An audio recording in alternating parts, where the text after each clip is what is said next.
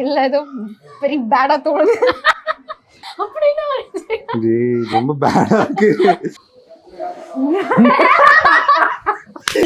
என்ன எழுதுறாரா எழுதுறாரா? இல்ல இல்ல எதுக்கு சிரிச்சீங்க? சி நான் ஏன் நோக்கியா எழுதிட்டு இருக்கேன்? என்ன ஷேப்பே மாறிடுச்சு. ரேடியோ ஏதோ கேட்ஜெட் தான் இது.